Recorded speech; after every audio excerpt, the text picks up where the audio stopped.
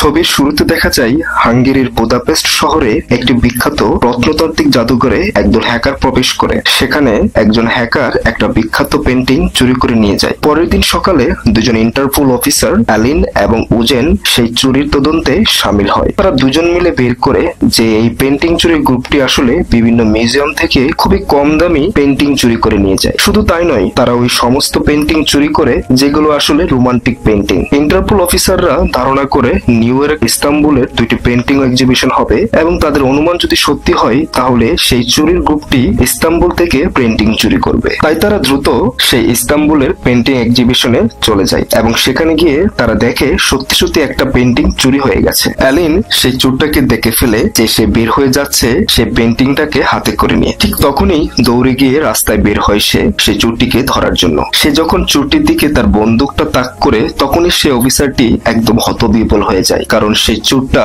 আর কেউ নয়, সেই ইন্টারপোল অফিসার অ্যালিনের এক্স বয়ফ্রেন্ড, যে নাকি অনেক বছর ধরে আত্মগোপনে আছে। তার এই আত্মগোপনে থাকার কারণে সবাই মনে করেছিল যে সে মারা গেছে। ইন্টারপোলের সেই মহিলা অফিসার অ্যালিন তার বসকে বলে যে চুরির এই ঘটনার পিছনে যে ব্যক্তিটি জড়িত তার নাম হলো গুনেই আরাত, একজন বিখ্যাত বিজনেসম্যান। তখন তার বস বলে যে গুনেই আরাতের মতো একজন বিজনেসম্যানকে তুমি কোনো প্রমাণ ছাড়াই ধরতে পারবে না এবং আমরা জানি তোমার সাথে তার একটা সম্পর্ক ছিল এক সময়। এটা শুনে অ্যালিন একটু ঘাবড়ে যায়। তখন তার বস বলে যে আমরা তোমার পাস্ট নিয়ে অনেক ঘাটাঘাটি করেছি এবং আমরা জানি এই ব্যাপারটা। তখন অ্যালিন তার বসকে বলে স্যার আপনি কোনো টেনশন করবেন না, এই তদন্তে আমার সম্পর্কের কোনো ইফেক্ট পড়বে না। তখন তার বস বলে ঠিক আছে তুমি তাহলে তদন্ত চালিয়ে যাও, তবে তোমার সাথে তোমার পার্টনার ওজেন থাকবে। তারপর দেখা যায় গুনেই আরাত একটি আর্ট এক্সিবিশনে গিয়ে উপস্থিত হয়। হঠাৎ অ্যালিনও সেই আর্ট এক্সিবিশনে গিয়ে হাজির। গুনেই তাকে দেখে একদম অবাক হয়ে যায় এবং সে অ্যালিনের সাথে কথা বলার চেষ্টা করে এবং তাকে বোঝানোর চেষ্টা করে যে কেন সে এতদিন আত্মগোপনে ছিল। অ্যালিন তার কোনো কথাই শুনতে চায় না, তাকে দেখেও না দেখার ভান করে। একদিন সকালে গুনেই অ্যালিনের হোটেলে গিয়ে হাজির। সে অ্যালিনকে বলে যে তার এই পালিয়ে যাওয়ার ব্যাপারটা সে তাকে এক্সপ্লেন করতে চায় এবং সে অ্যালিনকে অনেকবারই খুঁজেছিল কিন্তু কোথাও অ্যালিনের কোনো খোঁজ পাওয়া যায় নাই। সে অ্যালিনকে এখনো অনেক ভালোবাসে, তাই সে অ্যালিনের কাছে আজকে ডিনারের জন্য একটু সময় চায়। অ্যালিন প্রথমে রাজি হয় না তাকে কোনো সময় দেওয়ার জন্য, কিন্তু পরে সে রাজি হয়, ঠিক আছে তোমার সাথে আমি আজকে ডিনারে যাব। ডিনারের টেবিলে গুনেই অ্যালিনকে বলতে থাকে যে সে আসলে ভয় পেয়ে গিয়েছিল তার এই সম্পর্কটা নিয়ে। সে আসলে বিয়ে করতে চায় নাই, তাই সে আত্মগোপনে চলে গিয়েছিল। কিন্তু পরে যখন সে ভুল বুঝতে পারলো তখন সে ফিরে এসে দেখে অ্যালিনের কোনো খোঁজ নেই। সে অনেক জায়গায় অ্যালিনকে খুঁজে বের করবার জন্য চেষ্টা করেছে কিন্তু কোথাও অ্যালিনকে খুঁজে পায় নাই। গুনেই অ্যালিনকে বলে যে তাকে সে এখনো অনেক ভালোবাসে আর সে চায় অ্যালিন যেন তার জীবনে আবার কামব্যাক করে। অ্যালিন তাকে বলে ঠিক আছে তোমাকে একটা সুযোগ দেব, তবে শর্ত একটাই, তুমি আজ থেকে আমার সাথে সবকিছুতেই সৎ থাকতে হবে। গুনেই খুশি হয়, সে রাজি হয়ে যায়। সে আসলে বুঝতে পারছে না যে সে কোন ধরনের ফাঁদে পড়তে যাচ্ছে অ্যালিনের। এদিকে অ্যালিন এবং উজেন বের করে ফেলে যে গুনের সাথে আর কে কে আছে। তার সাথে দুজন পার্টনার আছে, একজনের নাম ভীরা আর একজনের নাম হলো উমের, যে তাকে এই চুরির ব্যাপারে সহযোগিতা করে থাকে। অ্যালিন সিদ্ধান্ত নেয় গুনের ওয়্যার হাউসে গিয়ে অ্যাটাক করবে। যেই কথা সেই কাজ, অ্যালিন গোপনে গুনের ওয়্যার হাউসে গিয়ে তার কম্পিউটার হ্যাক করার চেষ্টা করে আর ঠিক তখনই ভীরা তাকে ধরে ফেলে। তাদের মধ্যে মারামারি শুরু হয়। অ্যালিন ভীরাকে কোনো রকমে অজ্ঞান করে সে সেখান থেকে পালিয়ে আসে। ভীরা গুনের সাথে এই ব্যাপারটা নিয়ে কথা বলে কিন্তু গুনেই কোনোভাবেই এই ব্যাপারটাকে সিরিয়াসলি নিতে চায় না। সে বলে এটা একটা সামান্য চুরির ব্যাপার, তাই সে এটাকে তেমন একটা পাত্তা দেয় না। এদিকে অ্যালিন এবং উজেন বুঝতে পারে যে গুনের নেক্সট টার্গেট হলো চেক রিপাবলিকের প্রাগ সিটি। গুনের বাসাতে একদিন রাতে ডিনারের সময় সে অ্যালিনকে বলে যে সে প্রাগ সিটিতে যাচ্ছে একটি ব্যবসায়ী কাজে। তখন অ্যালিন তাকে বলে যে আমাকেও প্লিজ তোমার সাথে নিয়ে যাও। গুনের প্রথমে রাজি হয়নি, তারপর বলে যে ঠিক আছে আমি তোমাকে নিয়ে যাব, তাহলে চলো আর দেরি না করে এখন ঘুমাতে চাই। অ্যালিন ঘুমের ভান করে বিছানায় শুয়ে থাকে। একটু পরেই সে চুপি চুপি গুনের পুরো বাসাটি চেক করতে থাকে যে গুনেই যে সমস্ত পেইন্টিং চুরি করে এনেছে তার ট্রেস পাওয়ার জন্য। সে যখন গোপনে তার বাসাটি চেক করতে থাকে ঠিক তখনই একটা গোপন জায়গায় অ্যালিনের একটা পুরাতন ছবি সে খুঁজে পায়। অ্যালিন বুঝতে পারে যে গুনেই তাকে এখনো অনেক ভালোবাসে। সে কিছুটা দুর্বল হয়ে পড়ে। প্রাগ সিটিতে যাবার সময় বিমানের মধ্যে ভীরার সাথে অ্যালিনের কথা হয় আর তখন থেকেই ভীরা অ্যালিনকে সন্দেহ করতে থাকে। সে উমেরকে বলে যে আমার কেন জানি মনে হচ্ছে সেদিন রাতে এই মেয়েটি আমাদের ওয়্যার হাউসে ঢুকেছিল চুরি করবার জন্য। উমের তাকে বলে তোমার এই সন্দেহ একদম ভিত্তিহীন, কারণ আমি অ্যালিনকে অনেক ভালো করেই চিনি। সে আগে গুনের এক্স গার্লফ্রেন্ড ছিল। তাই সে বীরাকে বলে এইসব নিয়ে চিন্তা না করে একদম মাথা থেকে ঝেড়ে ফেলে দাও। এদিকে অ্যালিন এবং গুনি একসাথে অনেক রোমান্টিক সময় পার করে। তারা বিভিন্ন শহরে ঘোরাফেরা করে, বিভিন্ন জায়গায় খাওয়া দাওয়া করে, অনেক আনন্দঘন মুহূর্ত তারা একসাথে পার করে। এদিকে উজেন অ্যালিনকে বলতে থাকে যে তাদের বস প্রাগ সিটিতে আসার জন্য তাদের উপরে একদম রেগে আছে এবং তারা এখন পর্যন্ত কোনো ধরনের প্রমাণই সংগ্রহ করতে পারে নাই গুনের বিরুদ্ধে। তাই তাদের বস চাচ্ছে তারা যেন দ্রুতই ইস্তাম্বুলে ফিরে যায়। অ্যালিন উজেনকে বলে যে তুমি চলে যেতে চাইলে চলে যাও, আমি দরকার হলে একাই এই ইনভেস্টিগেশনটা চালিয়ে যাব। একদিন সকালে ঘুম থেকে উঠেই গুনেই অ্যালিনকে বলে যে আজকে আমার একটা বিজনেস মিটিং আছে, তুমি হোটেলে অপেক্ষা করো, আমি এসে তোমার সাথে পরে জয়েন করব। অ্যালিন বুঝতে পারে যে গুনে কোথায় যাচ্ছে, তাই সে সাথে সাথে ওজেনকে ফোন করে তার পিছু নিতে থাকে। ওরা দুজন পিছন পিছন গিয়ে দেখে গুনেই একটা আর্ট এক্সিবিশনে গিয়ে হাজির। ওরা সেই আর্ট এক্সিবিশনে গিয়ে দেখে অলরেডি একটা পেন্টিং চুরি হয়ে গেছে। অ্যালিন গুনেকে খুঁজে বের করার জন্য সে পেন্টিং এক্সিবিশন হাউসে এদিক সেদিকে ছোটাছুটি করতে থাকে। তখন সে এক পর্যায়ে দেখে কেউ একজন একটা বাইক নিয়ে পালিয়ে যাচ্ছে। সেও তার গাড়ি নিয়ে সেই বাইকটির পিছনে দাওয়া করে। সেই বাইকটির পিছন যেতে যেতেই হঠাৎ করে দেখে সেই বাইকারটি একটি গলির ভিতর দিয়ে পালিয়ে যায়। অ্যালিন তার এই ব্যর্থ মিশনের জন্য উজেনের সাথে অনেক চিৎকার চেঁচামেচি করে। উজেন অ্যালিনকে বলে আমাদের আর এখানে থাকা উচিত হবে না, আমাদের এখনই ইস্তাম্বুলে চলে যেতে হবে। অ্যালিন তাকে আবারও বলে তুমি চলে যেতে চাইলে চলে যাও, আমি একাই এই তদন্তটা করে যাব।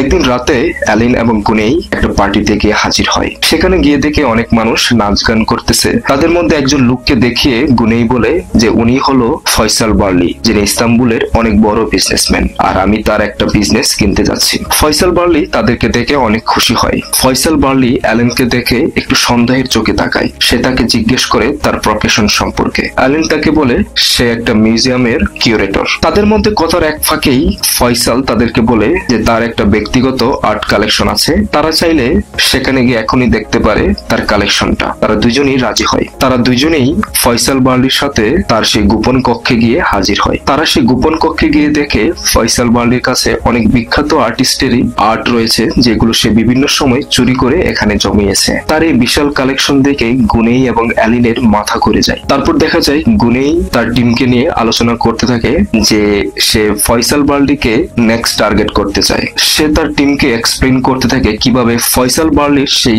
গোপন কক্ষের সিকিউরিটি ব্রেক করবে। অন্যদিকে অ্যালিন ও উজেনও বুঝতে পারে যে গুনেই ফয়সাল বার্লিকে টার্গেট করেছে তার নেক্সট মিশনের জন্য এবং সেই মোতাবেক তারা নিজেরা তৈরি হতে থাকে। অ্যালিন উজেনকে বলে এটাই তাদের লাস্ট চান্স গুনেইকে হাতে নাতে ধরার। গুনেই তার টিমকে চমৎকারভাবে বিশ্লেষণ করে যে সে কিভাবে সিকিউরিটি ব্রেক করবে। আর সহকর্মী উমের তাকে জিজ্ঞেস করে যে আমরা কিভাবে ফয়সাল বার্লির ভয়েস এবং তার ফেসটা কপি করব। তখন গুনেই বলে যে সে অলরেডি একটা জাপানিজ কোম্পানির সাথে কথা বলেছে যারা আর্টিফিশিয়াল ইন্টেলিজেন্স নিয়ে কাজ করে। তারা তাকে বলেছে যে তারা ফয়সাল বার্লির ভয়েস এবং তার ফেস কপি করে তাদেরকে দিবে। যেই কথা সেই কাজ। পরের দিনই গুনেই একাই চলে যায় সে গোপন কক্ষের দরজার সামনে তার সিকিউরিটি ব্রেক করবার জন্য। সে যখন সেই দরজার সিকিউরিটি ব্রেক করতে যাবে ঠিক তখনই তার পার্টনার বীরা কম্পিউটার মনিটরে দেখে যে ফয়সাল বার্লি তার লোকজন নিয়ে সে গোপন কক্ষের দিকে এগিয়ে আসতেছে। বীরা তাকে বারবার বলতে থাকে যে তুমি সেখান থেকে চলে যাও, ওরা তোমাকে ধরে ফেলবে। কিন্তু গুনেই ছিল নাসুরবান্দা। সে সেখানে দাঁড়িয়ে সিকিউরিটি ব্রেক করবার চেষ্টা করতে থাকে এবং শেষ পর্যন্ত সে ব্রেক করে ওই রুমটার ভেতরে ঢুকে যায়। এদিকে ফয়সাল বার্লি ও তার লোকজনও ওই রুমটার ভেতরে ঢুকে পড়ে। গুনেই ফয়সাল বার্লির একটা গোপন কক্ষে গিয়ে সে বিখ্যাত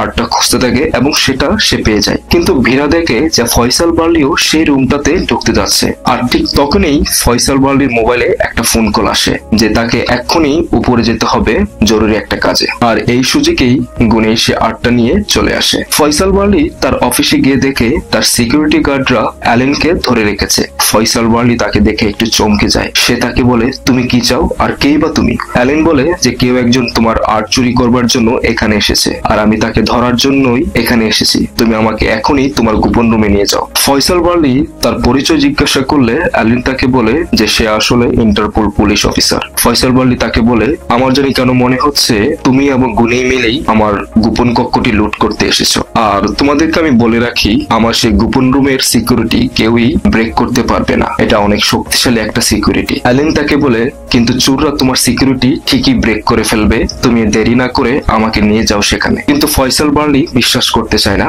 আর ঠিক তখনই ফয়সাল বার্লির মোবাইলে একটা ফোন কল আসে যে তাকে এখনই তার গোপন কক্ষে যেতে হবে। সে তার গোপন কক্ষে গিয়ে দেখে তার সে আর্টটা সত্যি সত্যি কাগজটি চুরি হয়ে গেছে। আর তা দেখে তার মাথা একদম নষ্ট হয়ে যায়। সে অ্যালেনকে ফোর্স করতে থাকে যে কে এই চুরির পিছনে আছে, তুমি আমাকে বলো, না হলে তোমাকে আমি শেষ করে দেব। অ্যালেন বলে আমার কোনো ধারণা নেই কে এটা চুরি করতে পারে। ফয়সাল বার্লি যখন অ্যালেনকে গুলি করতে যাবে ঠিক তখনই ওজেন তার পুলিশ ফোর্স নিয়ে হাজির এবং সে অ্যালেনকে সেখান থেকে রেস্কিউ করে। ওজেন অ্যালেনকে গাড়ির ভেতর বলে যে ফয়সাল বার্লি একজন ভয়ঙ্কর লোক, আমাদের উচিত হবে না তাকে কোনোভাবেই বিরক্ত করা। পরের দিন সকালেই অ্যালেন তার রুমে ঘুম থেকে উঠেই দেখে ফয়সাল বার্লি এবং তার লোকজন তার রুমের ভিতর বসে আছে। সে তাদেরকে দেখে একটু অবাক হয়ে যায়। ফয়সাল বার্লি তাকে বলে, আমি জেনে গেছি গুনেই আরাত আসলে এই সবের পিছনে দায়ী আর আমি তাকে শেষ করে দেব। ফয়সাল বার্লি তার লোকজন নিয়ে গুনেই আরাতের অফিসে গিয়ে হাজির হয়। অ্যালেনও খুব দ্রুত গুনের অফিসে গিয়ে তার রুমে গিয়ে হাজির। অ্যালেন যেই মাত্রই গুনেইকে বলতে যাবে তার নিজের পরিচয় সম্পর্কে ঠিক তখনই গুনেই বলে, অ্যালেন আমি তোমার সম্পর্কে সবকিছু জানি, তুমি একজন ইন্টারপোল পুলিশ অফিসার, ইনফ্যাক্ট আমি এসব করেছি যেন তুমি আমার কাছে আসো। অ্যালেন তার কথা শুনে একদম অবাক হয়ে যায়। সে তাকে জিজ্ঞেস করে, তুমি শুরুতে কি সবকিছু জানতে? গুনেই তাকে বলে, আমার আসলে কোনো কিছু করার ছিল না। আমি যখন মেক্সিকোতে চুরি করতে গিয়ে ধরা পড়ি তখন তারা আমাকে 6 মাসের জন্য জেলে ভরে দেয়। আমার খুব কষ্ট হয় সে জেল থেকে বের হতে, তাই আমি বাধ্য হয়েই আমার মৃত্যুর সংবাদ ছড়িয়ে দেই এবং আমি আত্মগোপনে চলে গিয়েছিলাম। কিন্তু আমি যখন ফিরে আসি তখন আমি তোমাকে অনেক জায়গায় খুঁজেছি কিন্তু আমি তোমাকে কোথাও খুঁজে পাই নাই। পরে যখন জানতে পারলাম যে তুমি একজন ইন্টারপোল পুলিশ অফিসার আর তুমি আর্ট চুরি নিয়ে কাজ করছো তখন আমার মাথা একদম ঘুরে গেল। তখন আমি প্ল্যান করলাম যে কিভাবে তোমাকে আমার কাছে নিয়ে আসা যায়, তাই আমি এই চুরির ঘটনাগুলো ঘটিয়েছি। এদিকে ফয়সাল বার্লি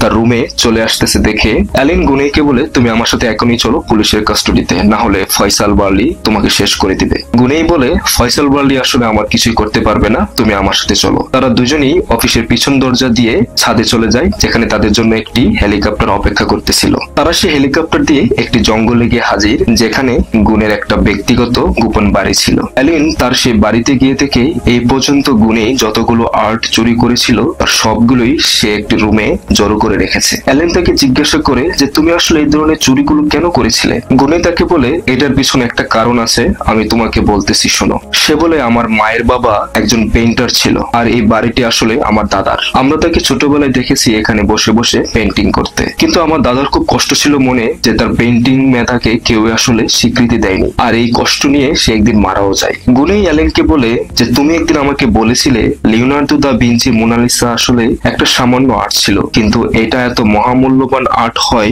যখন এটা প্রথম চুরি যায় আর আর্টিস্টদের আর্টের মূল্য বাড়ে তখন যেটা আসলে চুরি হয়। আর এই ব্যাপারটাই আসলে আমাকে উৎসাহ দেয় এই চুরিগুলো করবার জন্য। অ্যালেন তাকে বলে, তুমি কোনোভাবেই আমাকে ব্লেম দিতে পারো না যে আমি তোমাকে বলেছি এসব করবার জন্য। গুনেই বলে, আমি আসলে কোনো কিছুই একটা সময় আর এনজয় করতাম না, কোনো কিছুই আর আমার বেশিক্ষণ ভালো লাগতো না, কিন্তু তুমি যখন আমাকে বিভিন্ন পেইন্টিং এর গুরুত্ব সম্পর্কে বললে আমার মধ্যে একটা ডিফারেন্ট থ্রিলিং কাজ করতে থাকে, তাই আমি এই ধরনের চুরির পথগুলো খুঁজে নেই যেন আমি দীর্ঘদিন ধরে উপভোগ করতে পারি। তাদের এই কথার মাঝখানে হঠাৎ করে ফয়সাল বার্লি ও তার লোকজন তার বাড়ি লক্ষ্য করে গুলি করতে থাকে। অ্যালেনও পাল্টা গুলি ছোড়ে। গোলাগুলির মধ্যেও গুনেই অ্যালেনকে বারবার বলতে থাকে যে অ্যালেন তুমি কিন্তু আমাকে এখনো বলোনি যে তুমি আমাকে এখনো ভালোবাসো কিনা। অ্যালেন তার কথার কোনো পাত্তা না দিয়ে গুনিকে নিয়ে সে গুলি করতে করতে একটা নদীর ধারে গিয়ে হাজির হয়। ফয়সাল বার্লি ও তার লোকজনও তাদের পিছু যেতে যেতে ওই নদীর ধারে গিয়ে হাজির। তারা সেখানে গিয়ে দেখে কোনো বোট নেই, তারা একদম অসহায় হয়ে পড়ে। অ্যালেন তখন গুনেইকে বলে যে আমরা এখন কি করব,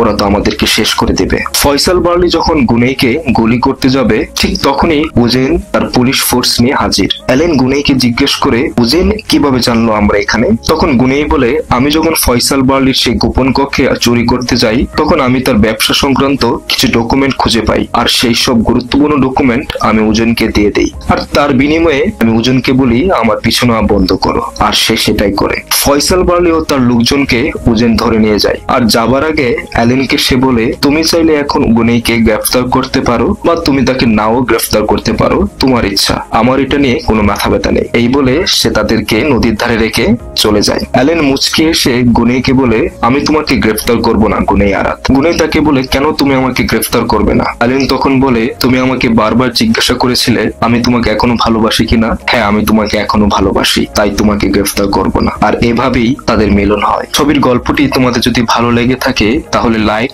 শেয়ার এবং সাবস্ক্রাইব করতে ভুলবে না। তাহলে সবাই ভালো থেকো এবং দেখা হবে পরবর্তী কোনো ছবির গল্পে।